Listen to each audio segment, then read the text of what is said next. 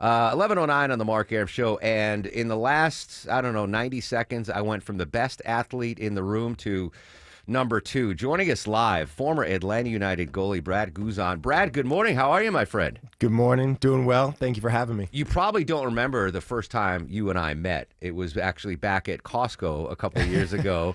What a great place. We were there with Clark Howard in this tour for Children's Healthcare of Atlanta, and my buddy Sanjay's like, that's Brad. And he's like, should I bother him? I'm like, You're Sanjay. He knows who you are. And Then he went up and took a picture with you. I love it. I do remember that. I do remember that. It was fast. Sorry to interrupt. On behalf of Sanjay, sorry to interrupt your Costco trip. All good. So good to have you. So let's talk about Children's Healthcare of Atlanta while you're here. You've done a lot of great work with our friends at CHOA over the years. Absolutely. I mean, listen, the work that CHOA does in general is fantastic. And for me to be able to be a part of them and help spread the word and all the great work that they are doing, it's inspiring to myself and hopefully to so many others. And obviously this time of year, the holidays, it's always difficult. But when you have a place like CHOA where families can go and know that they're being looked after and loved and cared for in such a fantastic way, it makes it a little bit easier. Yeah, it's fantastic stuff. And speaking of Clark Howard, Clark's Christmas Kids kicking off in just a couple of days. You can donate early if you can't make it out to the Walmarts and see Clark and the WSB staff. Just go to WSBradio.com and click on Clark's Christmas Kids. Brad, can I start at the beginning of your illustrious soccer career? Let's go way back. So I never played soccer. I was a baseball guy. I probably for the best that I didn't play soccer. But in baseball, you when you're playing Little League baseball or T-ball, like the coaches kind of generally say, all right, you're tall and left-handed, you're going to be our first baseman. You're really short, you're going to be our second baseman. You can't run very well, but you got a good arm, you're going to be our right fielder. I don't know how that works, if it works similarly when it comes to youth soccer. When was it decided, or did you decide, oh, I'm a goalkeeper? For me, that conversation happened a little bit later. Okay. Size was certainly on my side growing up as a kid, and because of that, I was utilized as an outfield player, midfielder, defender, all the things. But then at some point, I wasn't good enough. I wasn't good enough to play on the field at the next level, which was ultimately college. And at that moment is when I transitioned into playing goalkeeper, and haven't looked back since. Best decision you ever made, probably, right? Absolutely. I mean, it seemed to have worked out well for me. When you had to make that decision, were you discouraged? Like, come on, man, I still got it. I wasn't. I mean, listen, you always feel like you still have it. I still feel like I have it today. Yeah. And you of course, your ego takes a hit. But at the same time, I wanted to play at the next level, and I trusted the people around me that were giving me this information. And like I said, it seemed to work out. Again, I've never played soccer, but get on out there. Come on. I would have to be a goalie at this point. Like, I can't run. Like, I think that people have never played soccer or watched soccer. The amount of stamina needed and the cardiovascular abilities that, aside from goalkeepers, have to do to play the game, it is exhausting just watching it. That's why I like to say I moved to goalkeeper, because I was tired of the whole running thing. I said, listen, this running thing's not for me, and up and down the field, I'm moving into the back there. Brad Guzan joining us live in studio here on the Mark Arum Show. I've been in Atlanta since '96, and I had to deal with the city losing a professional hockey franchise. And I was dubious that Atlanta United would be successful here in Atlanta. And I was gladly, wildly wrong. Like, this is a soccer-crazed city now. And you saw it firsthand at the Benz with all the Atlanta United fans. It's been amazing. It's been amazing. And listen, I don't think anyone predicted the success and the popularity of the team, of the club within the city, within the country, really, and globally as well. It certainly has taken everyone by storm at the beginning, and as with any professional sports team, there's highs, there's lows.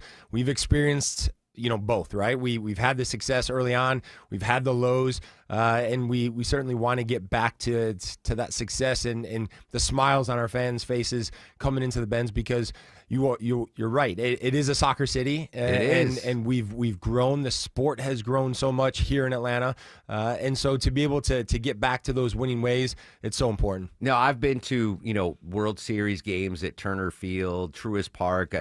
I've seen monstrous games at Between the Hedges in Georgia and the Georgia Bulldogs. Phenomenal Hawks playoff runs, but I will never forget, back to Sanjay, my soccer buddy, the first time he took me to see the Five Stripes.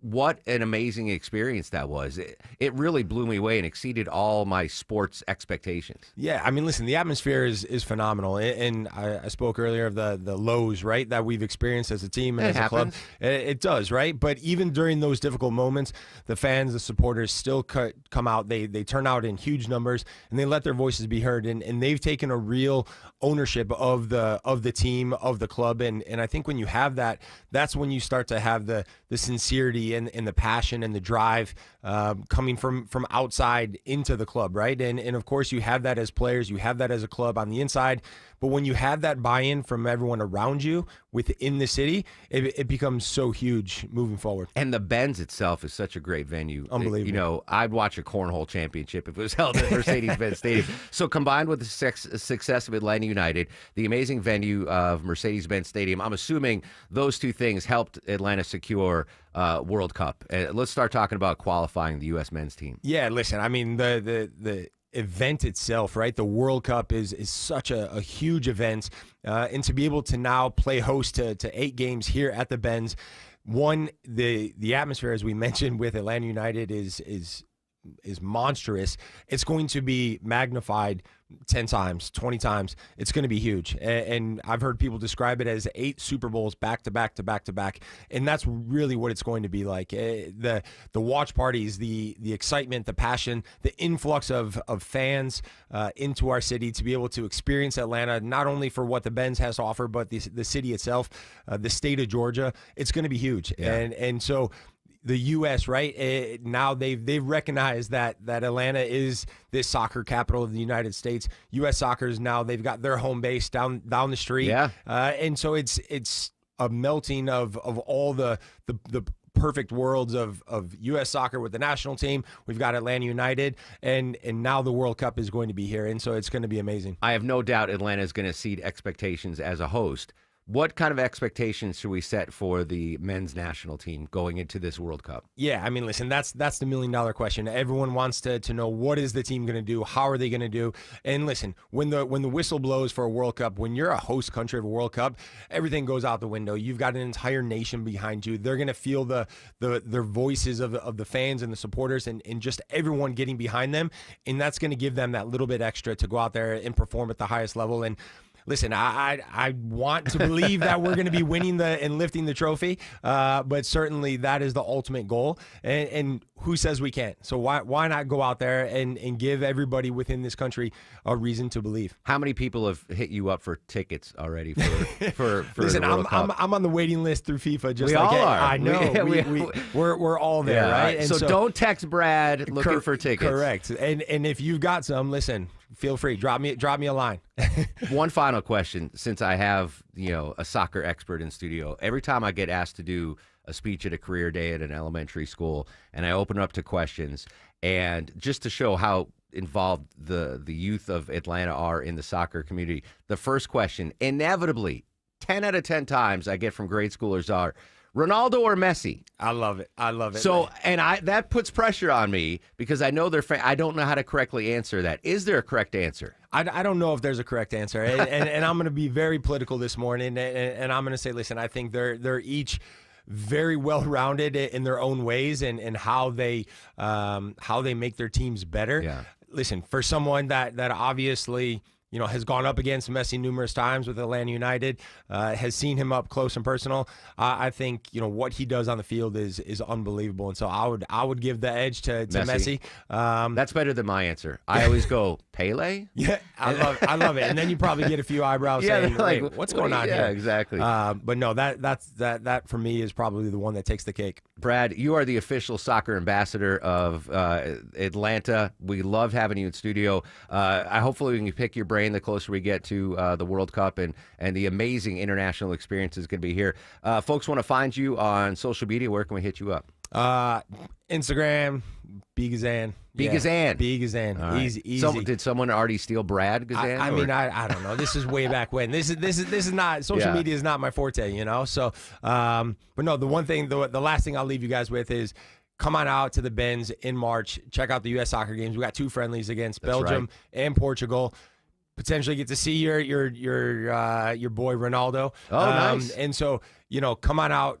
look at watch the team up close and personal, get a feel for what the World Cups can be like during the summer. And as Deborah's told me, always good to catch a friendly. I love that. That's how those exhibitions are. Friendlies are never friendlies. Yeah, they're. I mean, the games last month there was a full on brawl. Yeah, exactly. At midfield. It could be misleading, that absolutely. friendly, but it's a great experience. Brad, thanks so much for your time, my friend. Appreciate it. All right, when we come back, we're going to hit our top local stories.